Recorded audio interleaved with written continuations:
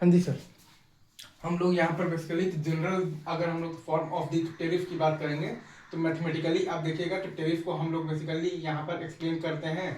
तीन हमारे पास टर्म्स होता है। पहला होता है हमारे पास एक्स, दूसरा होता है बी वाई और तीसरा होता है हमारे पास सी। ठीक है, जहाँ की एक्स हमारे पास मैक्सिमम तो डिमांड है बेसिकली तो ड्यूरिंग द पीरियड, और इसका यूनिट है हमारे पास किलोवाट या फिर आप मतलब कह सकते हैं केवीए। वाई हमारे पास बेसिकली टोटल एनर्जी हमारे पास कंज्यूम्ड है तो ड्यूरिंग द पीरियड, और इसका यूनिट है आपके पास किलोवाट आवर। और ए है हमारे पास बेसिकली तो कॉस्ट पर है हमारे पास किलोवाट, और है हमारे पास KVA of the maximum demand.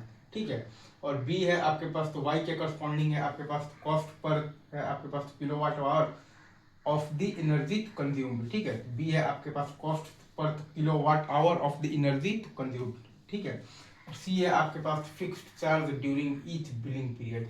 अब अगर आप यहाँ पर टाइप्स ऑफ टैरिफ की बात करेंगे, फ्लैट रेट टैरिफ में आपके पास खाली तो बीवाई का टर्म आता है, मतलब कि खाली वो आपका डिपेंड करता है तो टोटल एनर्जी तो कंज्यूम पर।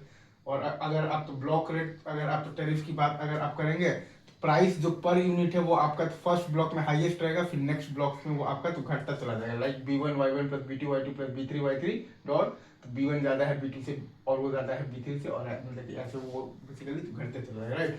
अब मैक्सिमम डिमांड अगर आप टैरिफ की बात करेंगे तो उसमें खाली आपके पास बेसिकली मैक्सिमम वो तो डिमांड वाला खाली होता है टर्म आपके पास एक्स होता है। टू पार्ट टैरिफ की बात करेंगे तो एक्स और प्लस आपके पास तो BY होता है।